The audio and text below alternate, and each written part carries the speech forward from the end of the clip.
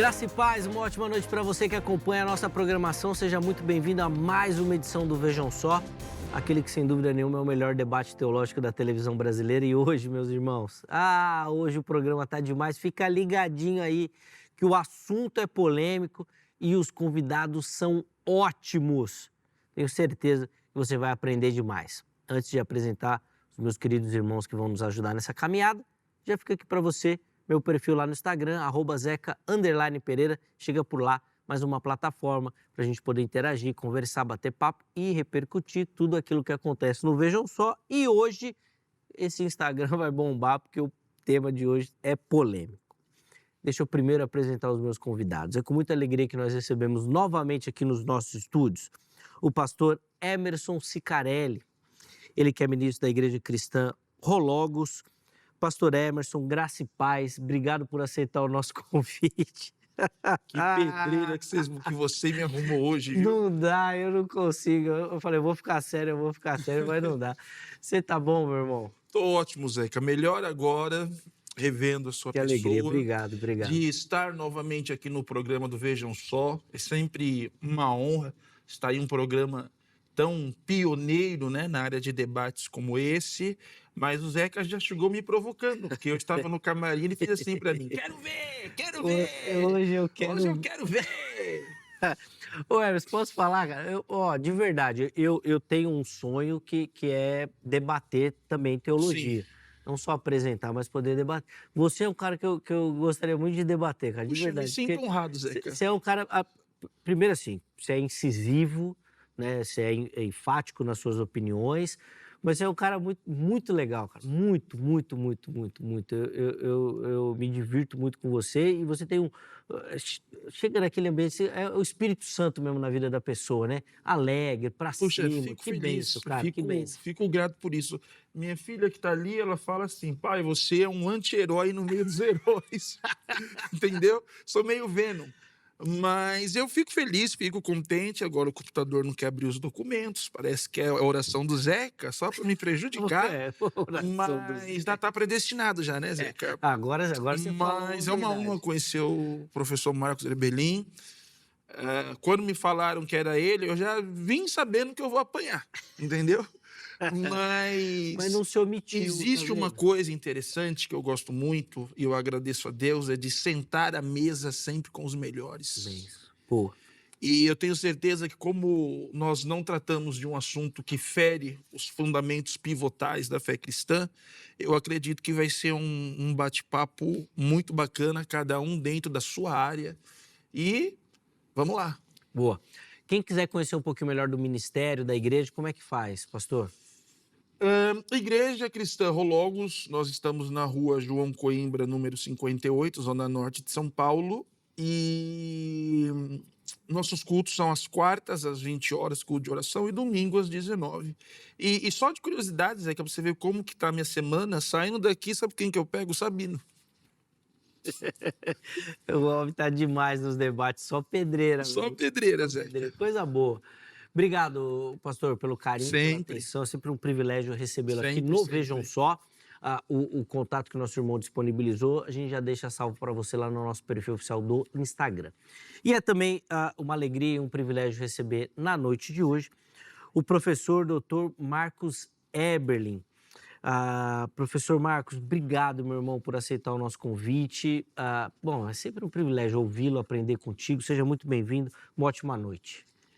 Zeca e todos que nos veem, nos ouvem, um privilégio todo meu.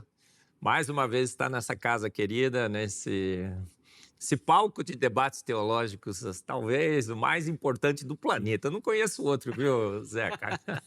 Pode existir, mas eu não conheço. Eu também não conheço, não. E aqui já estive várias vezes, estive aqui com o brasileiro mais importante da história do Brasil, o professor Adalto Lourenço, esteve aqui, né, diversas vezes, em debates sensacionais.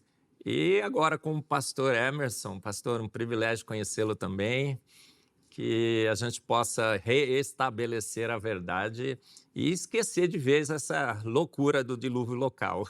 É mais ou menos por aí que eu queria começar, tá bom, pastor? É uma já começou loucura no- total Já dando geral. uma pedrada, né? Então vamos reestabelecer a verdade. Professor, antes da gente entrar nas polêmicas, o irmão trouxe 2 materiais aqui que, primeiro assim, de editoração, são belíssimos, mas eu queria que o irmão explicasse rapidinho o que o nosso telespectador encontra nesses materiais. Eu vou começar mostrando esse daqui, ó. Olha, pessoal, esse é um livro sensacional. Agora, 2 a 4 de julho, nós teremos aqui no Brasil o 7º Congresso da Sociedade Brasileira do Design Inteligente. E a gente está trazendo esse geólogo, um dos maiores geólogos do mundo, o maior geólogo criacionista do mundo, Tim Clary. E ele estará falando sobre o dilúvio global, as evidências do dilúvio global. E esse livro, olha, é encravado na pedra, é o título. As evidências assim absurdas que nós temos de um dilúvio global na Terra.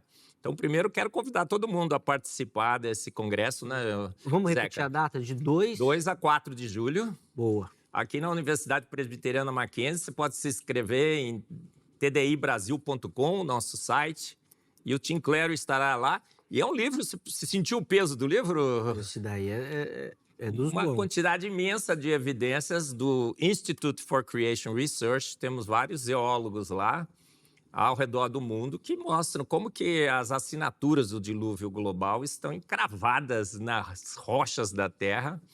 Maravilhoso. E esse livro aí, olha, Esse 1.200 páginas. Ah, esse daqui, né? Esse é fera. É o do Célio Pires, mais um TDIsta aqui no Brasil.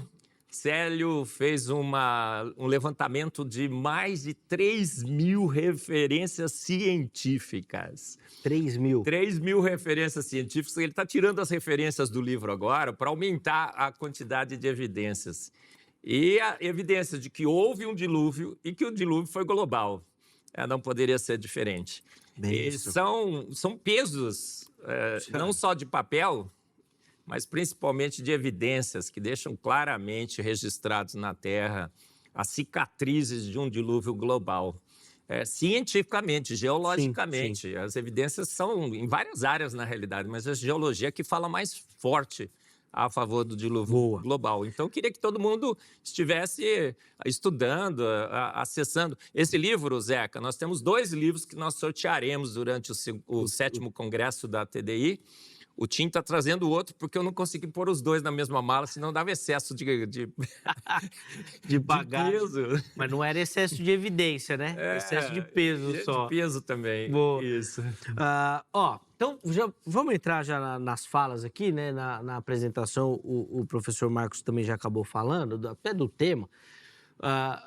Ô Emerson, vou começar contigo, então.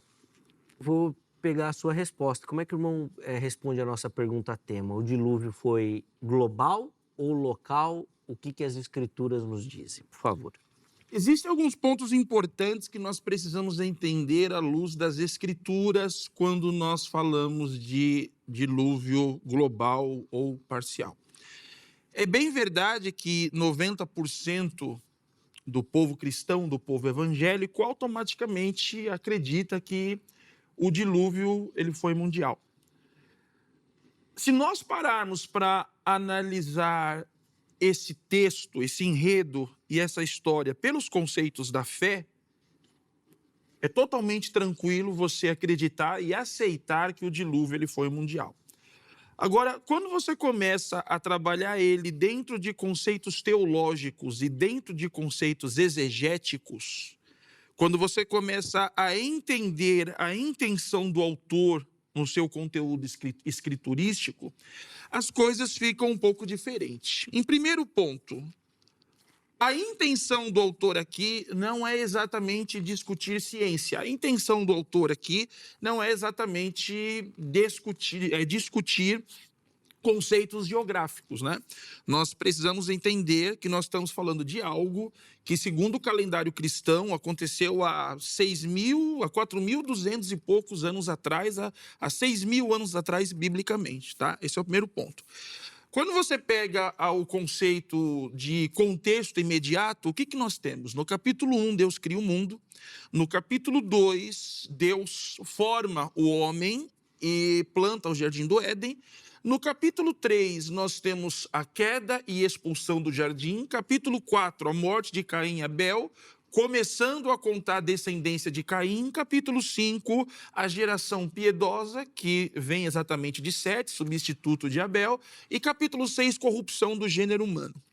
Então, quando nós começamos a entrar nas portas do dilúvio, a primeira coisa que nós temos que entender é que ele aconteceu exatamente pela corrupção do gênero humano.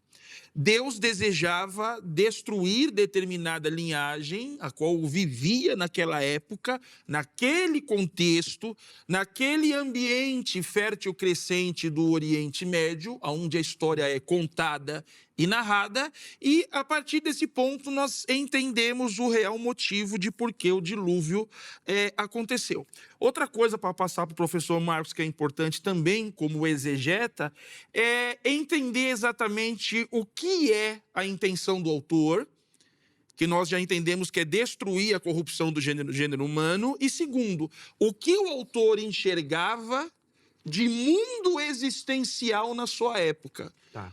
Quais eram os seus parâmetros e os seus mecanismos para entender exatamente qual era o tamanho daquilo que ele vai chamar de Mundo. Eretz, tá? Tá.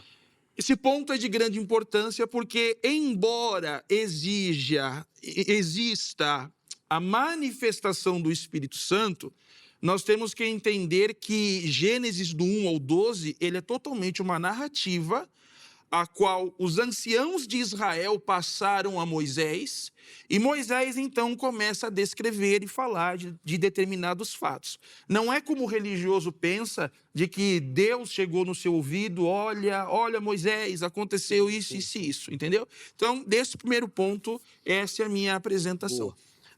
Professor Heber, eu quero ouvir como é que o irmão responde a nossa pergunta. Claro. Tema, né? Um dilúvio global ou local. O irmão já deu até o spoiler do caminho que vai seguir. Sim. Mas depois eu vou pedir essa pincelada do irmão nesses dois aspectos, porque na leitura do Scarelli, então fica claro que esses dois pontos são importantes. Primeiro deles, o homem ou a corrupção do gênero humano que Deus queria destruir, e fala daquele povo ali, certo?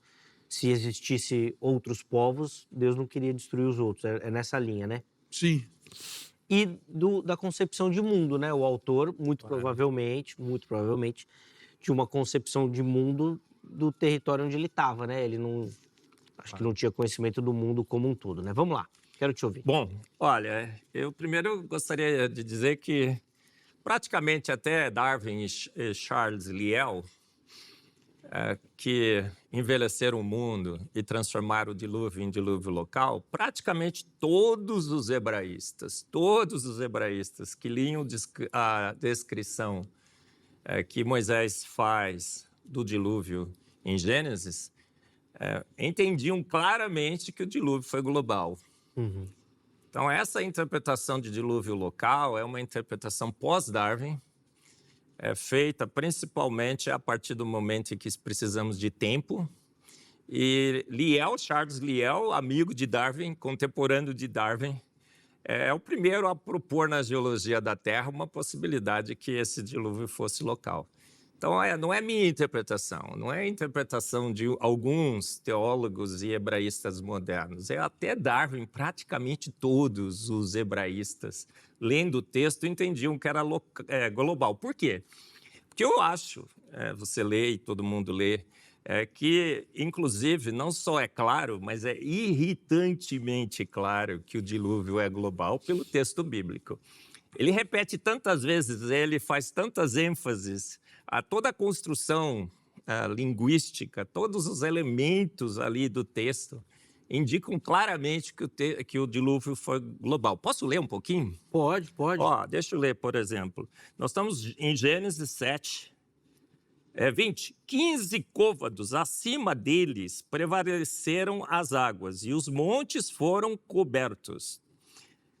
Pereceu toda a carne que se movia sobre a terra, tanto de ave como de animais domésticos e animais selváticos.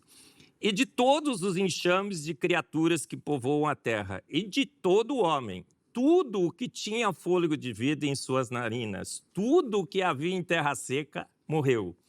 Assim foram exterminados todos os seres que havia sobre a face da terra. O homem, o animal, os répteis e as aves dos céus foram extintos da terra. Ficou somente Noé e os que com ele estavam na arca. Não há como você ler um texto desse, com tantas repetições de tudo, todo, todos, todos, com tantos detalhes, tudo debaixo dos céus, todos os montes dessa terra que foi coberta, e não entender que o dilúvio foi global. Eu entendo que a Bíblia é clara, necessária, suficiente, inerrante, autoridade final. E Deus cuida da sua palavra para que, quando nós estamos lendo a sua palavra, a gente claramente entenda o que o texto está tentando nos passar. Então, uma leitura, uma exegese do texto de Gênesis, não deixa dúvida nenhuma. Eu chego na metade da leitura e falo assim, para, eu já entendi que cobriu toda a terra, eu já entendi que matou todo mundo, eu entendi que matou todas as aves, cobriu todos os montes debaixo da terra. Gente, não há nenhuma porção de terra na terra que você consiga cobrir e matar todo mundo em volta, acima de todos os montes, que você não precise cobrir toda a terra para cobrir toda aquela região. Então, não faz nenhum sentido, não só na leitura, como na topografia, na geologia da Terra. Quando é que essa ideia de um dilúvio global entra? É Lyell, o geólogo que escreve um livro contemporâneo de Darwin. Global ou parcial? Do dilúvio local. O Lyell, querendo criar tempo para que o tempo da evolução pudesse fazer os seus milagres, ele envelhece a Terra. E ele é o primeiro geólogo a sugerir um dilúvio local para que essa ideia dos milhões e milhões de anos pudesse ser aceita entre nós. Então, na realidade, o dilúvio global também tem um link muito forte, Zeca, pastor Emerson, com o envelhecimento que a Terra teve, com a percepção naturalista que começa a dominar as nossas teologias ao redor do mundo, que as coisas evoluíram lenta, gradual e sucessivamente. A gente foge da leitura original do texto, que todos os hebraístas sempre leram. Começamos agora a achar que o íon são eras e que a descrição do dilúvio global pode ser local. E há várias outras evidências na geologia, em vários outros versículos bíblicos, apontando para o dilúvio global. Eu acho que é uma das piores reinterpretações da palavra que o naturalismo nos forçou a fazer, achar que o dilúvio poderia ser local. Boa. Deixa eu só colocar a enquete para você que nos assiste participar também, e aí a gente vai aqui para a nossa caminhada aqui, com tempo para os nossos convidados falarem. Acesse o nosso perfil do Instagram e você vai encontrar lá as nossas enquetes. Vamos colocar na tela aí a pergunta que está lá hoje. Ó, o dilúvio de Noé foi mundial? Ele foi global ou ele foi restrito só a um pedaço do globo, tá? As opções são as seguintes, ó. Primeira opção, sim, cobriu toda a Terra. Segunda opção, não, foi regional, né, ou local. Terceira opção, não tenho certeza, não sei, preciso aprender, e o tema é difícil e tudo mais, são várias opções, tá? Vai lá, vote, participe, tá bom?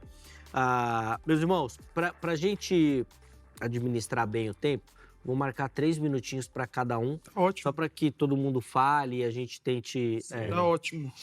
Organizar bem aqui, tá?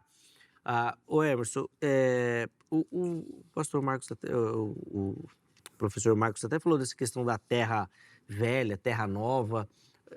Pelo que eu entendi da sua fala, você é adepto de uma terra nova, né? Dessa teologia, ou você vai você também tem essa questão da terra mais antiga também? Eu tenho o pensamento da terra mais antiga. Então tá bom. Então, perfeito.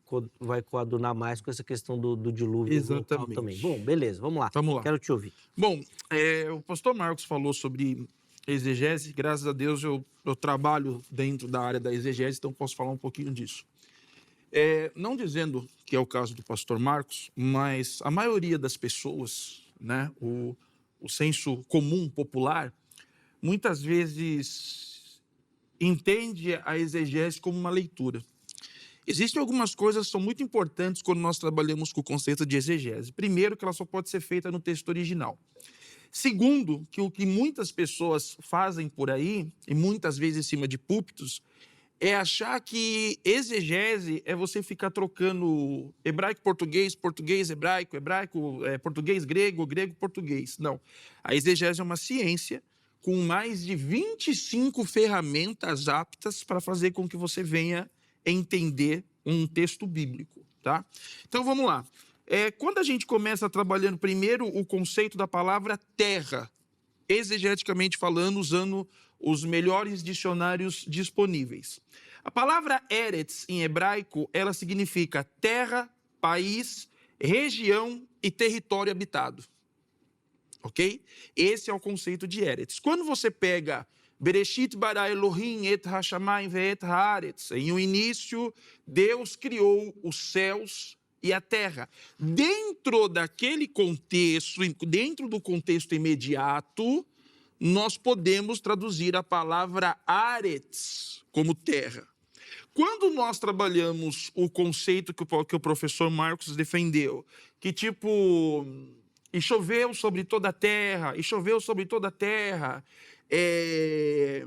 e morreu toda a carne, cobriram todos os montes, nós precisamos entender que dentro da linguagem hebraística, existe o conceito das hipérboles, existe o conceito do aumento, do exagero, que vai trabalhar exatamente a região habitada onde o escritor da escritura está realmente escrevendo. Por exemplo, quando você pega a palavra toda a terra, a expressão toda a terra é kol haaretz. Kol significa o tudo e haaretz aponta exatamente para o objeto definido que está sendo apresentado.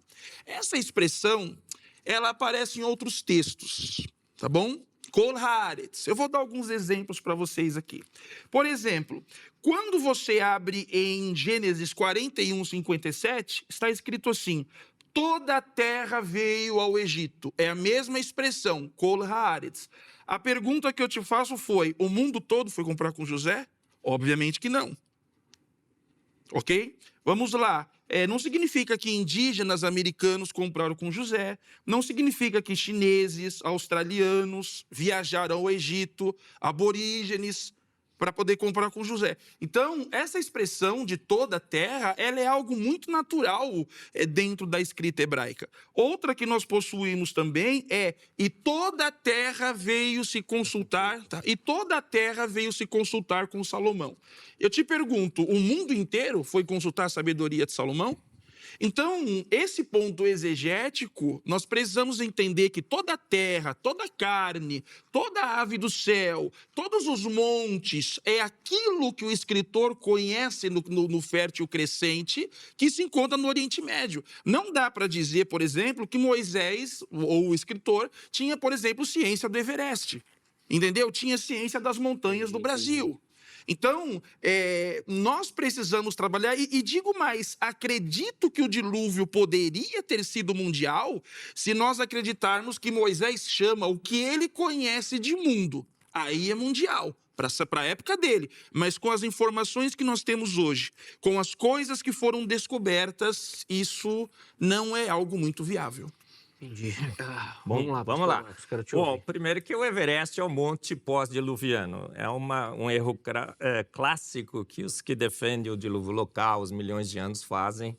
Uma crítica que se faz ao dilúvio: como pode ter coberto o Everest? O Everest não existia antes do dilúvio. Só um pequeno adendo. Segundo, pastor, Eretz tem vários significados, concordo. Como o Yom tem vários significados, 3 significados. Toda palavra que tem vários significados não tem significado nenhum fora do seu contexto. O Ayrton Williams, um grande linguista, hebraísta, eu já chamei para discutir o Yom e o dilúvio local no meu programa, disse o seguinte: é como a palavra manga. Se eu falei manga aqui, eu não falei nada, na realidade. Porque manga tem 7 diferentes significados em português. Tem até mais. Eu posso estar falando da manga da minha camisa, posso estar falando da fruta. Obviamente que você tem que observar no contexto. Você tem que observar também o conhecimento do autor, o que ele conhecia como significado daquela palavra. Bom, e o eretes tem vários diferentes significados, sim. Olha, mas eu só queria colocar aqui o que o professor Ayrton Williams, num programa que eu fiz, viu, pastor, disse para mim: Marcos, vamos então verificar dentro do contexto de Gênesis 7, dentro do contexto, o que essa palavra quis dizer. E aí ele me disse assim, olha, a estrutura gramatical, os modificadores textuais, o contexto cósmico de Gênesis 6 a 9 e o resultado final da catástrofe exigem que eretes signifique toda a terra. O autor reforça o sentido absoluto de eretes como sendo toda a terra, usando ênfases duplas e universais extremas. Ele diz, tudo o que há na terra expirará, todos os altos montes que havia debaixo de todo o céu foram cobertos. Então, é assim, uma leitura descompromissada, tranquila, serena, calma, nos deixa convencidos que é o dilúvio global. Você tem que torturar o texto, você tem que amassar o texto, você tem que fazer o texto sofrer para que ele se encaixe aqui dentro do dilúvio local. Não encaixa, gente, absurdamente não encaixa. A estrutura linguística, os modificadores, as dupla ênfases universais extremas, todos os altos montes que havia debaixo de todo o céu foram cobertos. E há argumentos também do ponto de vista da topografia da Terra. Qualquer região da Mesopotâmia, se você pega ali para matar todo mundo ao seu redor, e a população deveria ser significativa, que você cubra o seu alto monte, para que não vaze água para as laterais, você tem que cobrir toda a terra. Morreram todas as aves. Ave não morre em dilúvio local. Tem toda uma explicação que o pastor Smith vai, obviamente, colocar sobre as aves, mas a gente começa a chover, 40 dias, as aves vão voando para longe, pombo-correio voa 800 quilômetros por dia. Sim. Não faz o menor sentido você imaginar que... Por que então o autor é claro e contundente em dizer morreram todas as aves debaixo dos céus, todas as aves morreram? Não há como você acomodar dentro do contexto um dilúvio local. Novamente, quero bater nessa tecla. O pastor disse que ele defende a Terra Velha. A partir do momento em que Darwin publica o seu livro, tudo envelhece na Terra. A gente tem que envelhecer a Terra, tem que envelhecer o universo e tem que corromper o íon de Gênesis para que ele se transforme em eras. E tem que corromper o eretes de Gênesis para que ele se transforme numa porção específica. Pastor, é compromisso com as trevas, compromisso com o evolucionismo. Lyell foi um contemporâneo de Charles Darwin. Foi ele o primeiro a propor na geologia o dilúvio local. Por que esses compromissos foram feitos? Compromissos com milhões e milhões de anos, dilúvio local e tudo mais. Para tirar a autoridade da palavra de Deus, para tirar Deus como um Deus que fez tudo pronto em 6 dias a 6.000 anos e colocar os milhões de anos, colocar a evolução, fazer-nos agora amigos de Darwin, fazer-nos evolucionistas teístas, big banguistas e defensores do dilúvio local. Eu sou extremamente ácido, viu, pastor? Contra o dilúvio local, contra o íon eras e contra o evolucionismo teísta, porque ele corrompe a autoridade da palavra. Quando a palavra fala claramente que é global, a gente fica tentando dizer que o contexto justifica local. Você vai ter a chance de responder. Não, eu preciso fazer uma pergunta para o pastor. Porque pode chamar, eu faço depois, então eu espero. Boa, então segura essa pergunta aí que a gente faz na sequência. Intervalo rapidíssimo. Ó, se for beber água, vai e volta, viu? Porque senão você vai perder a nossa conversa aqui, tá bom? Telefone da Agrade já está aqui para você, Academia Teológica da Graça de Deus, nossa parceira, código 11-3115-0819, bem rapidinho aí, para a gente ganhar tempo na nossa conversa. Intervalo rápido, vejam só, vai na sequência, nós já estaremos de volta.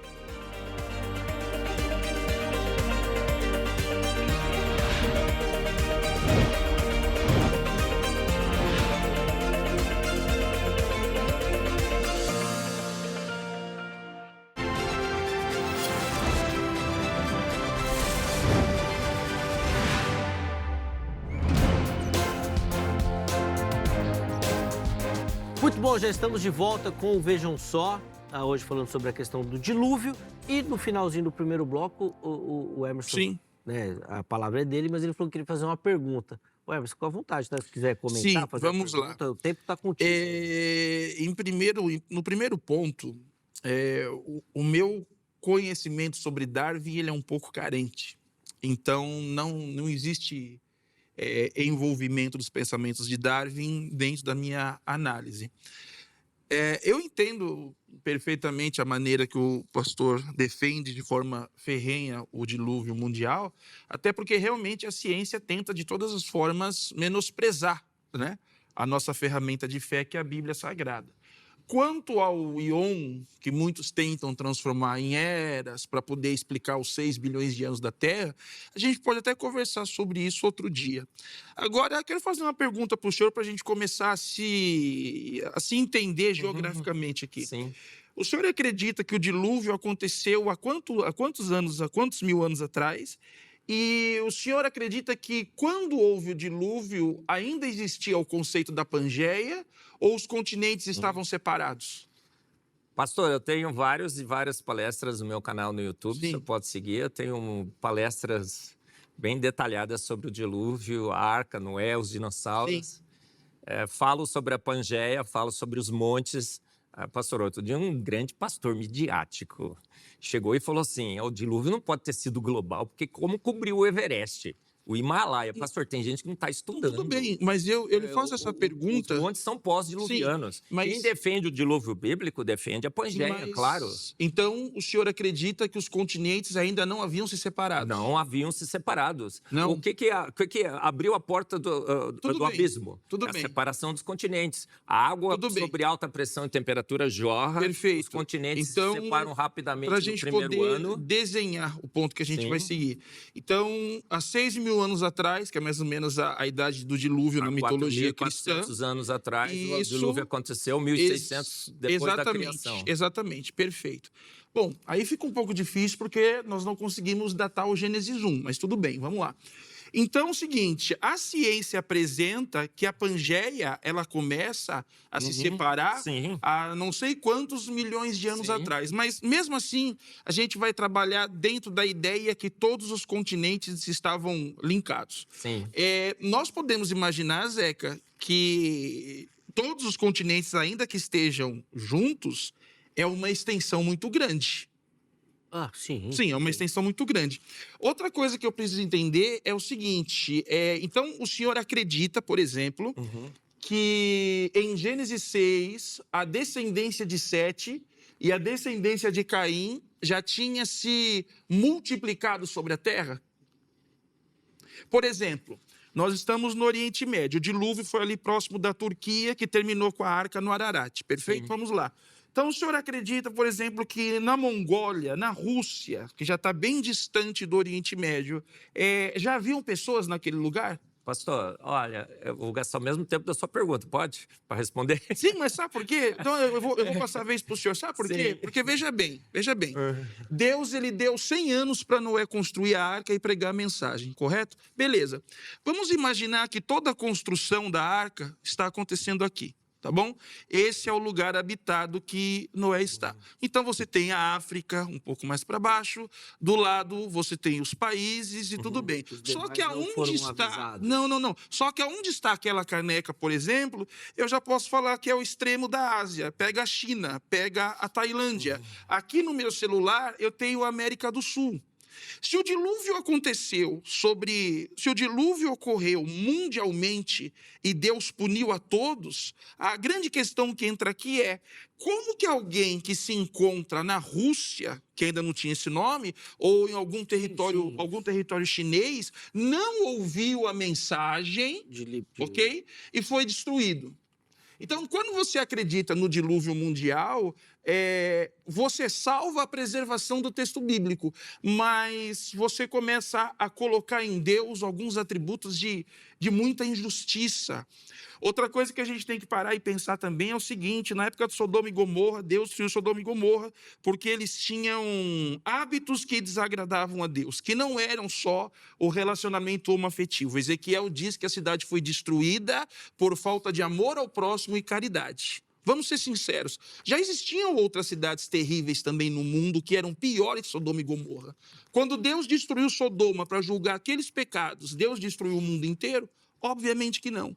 E eu quero entender como o pastor agora vai me explicar como quem estava, 2.000 quilômetros de distância da região de Noé, ouviu o sermão do arrependimento para poder ter a oportunidade de ser salvo.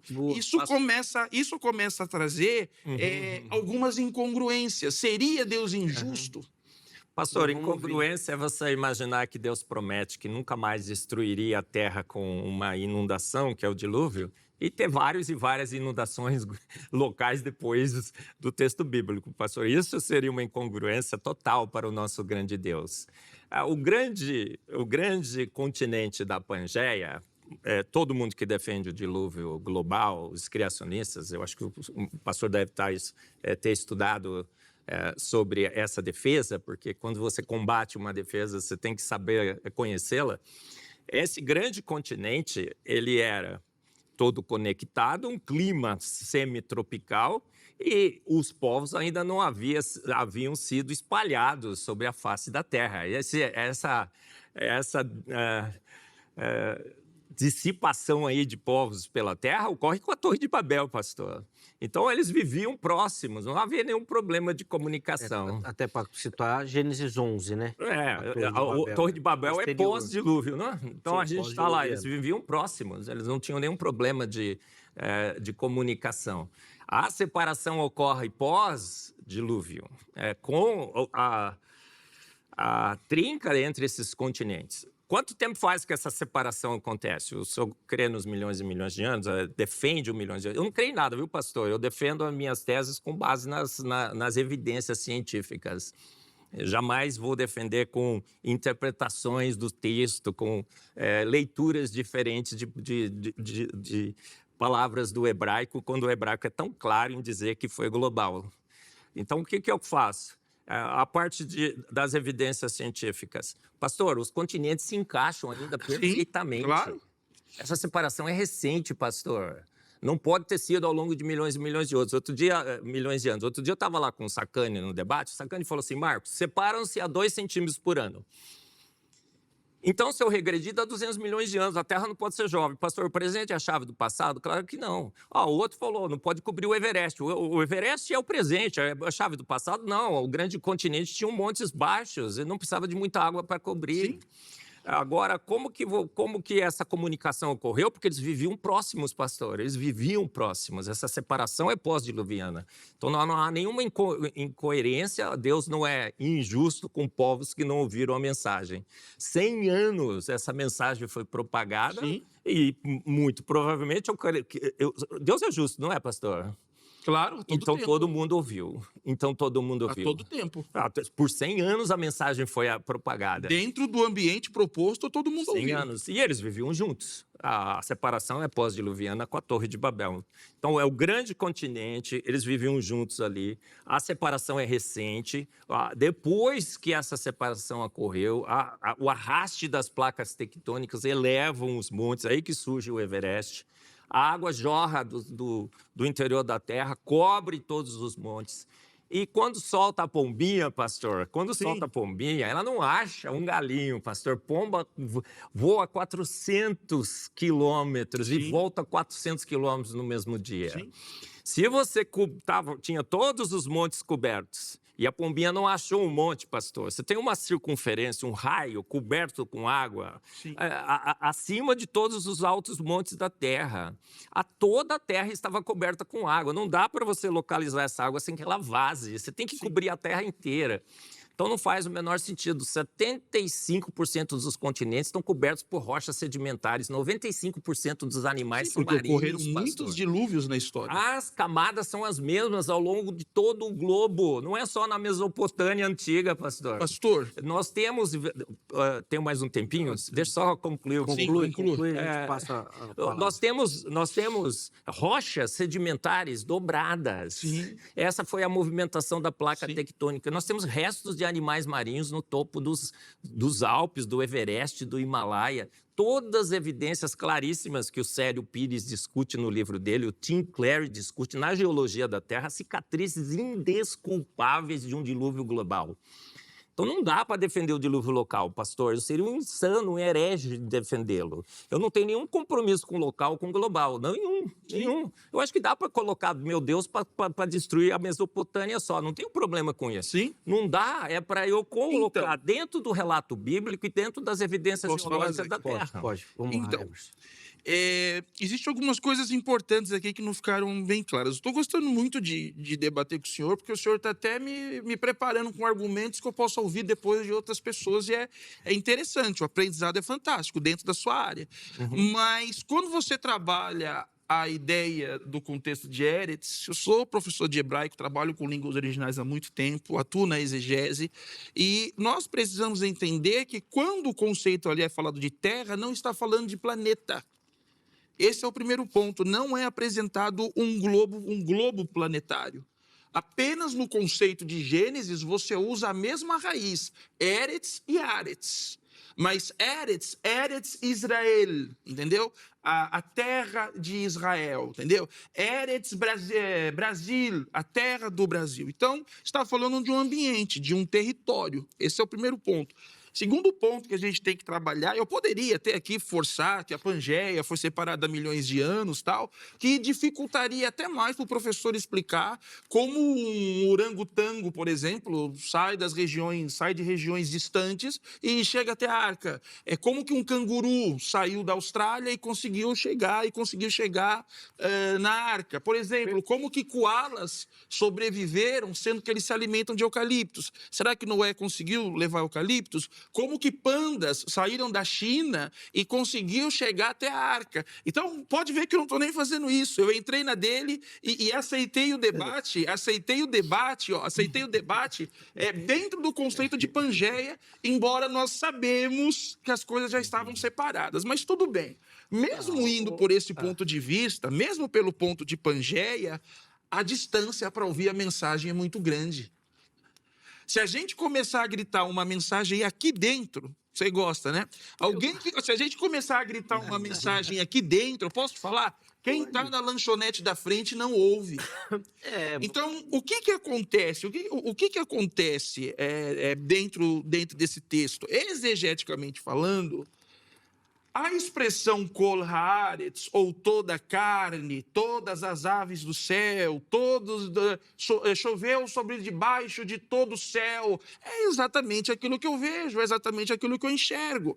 É mais bonito você apresentar que o dilúvio ele é mundial, para poder mostrar a justiça de Deus, a parcialidade de Deus, mas quando o escritor escreve Gênesis 6... a corrupção do gênero humano estava dentro daquela região. Ele mesmo acabou de dizer uma coisa que vai contra o que ele disse, foi muito bom. Ele disse que o mundo não estava ainda totalmente popularizado, que todo mundo vivia próximo. Se todo mundo vivia próximo, Zeca, todo mundo vive próximo dentro da Turquia, das regiões que estão ao redor, quem sabe se aproximando do Mar Negro, pegando ali Bulgária e os países dos Balcãs. Mas se realmente todo mundo vivia dentro daquela região, a pergunta é por que chover na Austrália? A pergunta é por que chover na China, se foi no mundo inteiro? Então, ele não acredita que é tudo muito bonito, olha aqui, é tudo muito bonito, é tudo muito maravilhoso, entendeu? Você acreditar num dilúvio mundial é bacana. Se você quiser acreditar, eu ouvi até agora, vamos lá. Se você quiser acreditar, se você quiser acreditar, isso não vai atrapalhar exatamente a sua fé na pessoa de Cristo, para a salvação, em nada. Só que exegeticamente é impossível. Exegeticamente não há possibilidades. Você pode trazer aqui um professor de hebraico que vai tentar fazer a mesma coisa que ele fez, um malabarismo, uma colcha de retalhos, entendeu? Para conseguir. É igual você querer linkar a Torre de Babel com o dilúvio, não tem nada a ver. Não tem nada a ver. A Torre de Babel é uma tentativa do homem nunca mais ser destruído pela água. Então, essas coisas que a teologia sistemática carrega de ficar linkando uma coisa com a outra é o que é necessário para que possa sobreviver. Só que, exegeticamente falando, senhores, é impossível. Esse daí depois nós vamos Pode voltar para mim agora? Não, Parte 2, vamos fazer a parte 2? Vai voltar, vamos lá. Agora, vamos lá, gente. Marcos, Impossível é você ler a Bíblia e achar ali o relato de um dilúvio local. É impossível. O autor é insistentemente coerente com o dilúvio global. Todo o contexto aponta para um dilúvio global. É impossível você chegar na Terra e não ver absurdamente registrado na Terra, nos continentes, no registro fóssil, nas camadas sedimentares dobradas, no animal marinho em cima do topo do Everest, cicatrizes de um dilúvio global. É impossível você combater o dilúvio global com percepções totalmente equivocadas de distribuição de animal na Terra. Canguru na Austrália... Milhões de anos, Canguru na Austrália é o que os evolucionistas nos criticam. Milhões de anos. Infelizmente, o pastor Sicarelli tem um compromisso com os milhões de anos, parece que ele tem um compromisso com algumas teses dos evolucionistas, e o que nos critica. Sabe quando o canguru chegou, pastor? Ele tomou o Red Bull, deve ter ido voando. Pode ser. Pode ser. Não é, gente. Os animais nesse grande continente estavam homogeneamente distribuídos no grande continente, o clima era subtropical, e essa separação e essa distribuição, pastor, é pós-diluviana. Os montes são pós-diluvianos. Se eu citou o Everest, é um monte pós-diluviano. Se eu citou o canguru na Austrália, isso é distribuição pós-diluviana. Então, é aquela velha história. Bonito, pastor, fica a pessoa que faz o compromisso com os milhões de anos. Outro dia, num debate, alguém, um midiático, pastor midiático, chegou para mim: Marcos, você deveria defender os milhões de anos porque você ficava de bonitinho com todo mundo. Você deveria defender o dilúvio local, o evolucionismo teísta. Bonito, se eu quero ficar bonito na fita, pastor, eu defendo o dilúvio local, defendo os milhões de anos, defendo o Charles Darwin, o evolucionismo teísta. Não é ficar bonito, pastor. É você apanhar bastante quando você é raiz, você defende a autoridade máxima desse livro, que quando ele fala que o dilúvio foi global, ele foi global, gente. Quando o eretes que é usado, por exemplo, em Gênesis 1, no princípio criou Deus os céus e a terra. Contexto. Agora, o que você tem que fazer, pastor, para corromper o texto? O todo não pode ser mais o todo. Toda a terra, debaixo de todo o céu, tem que ser a Mesopotâmia. É o mesmo problema que a gente vê nos debates dos arminianos e dos calvinistas. O todo, Deus não ama mais a todos, o todo já não é mais o todo. Pastor, o senhor mesmo é contra isso, não é? Eu sei que o senhor é arminiano.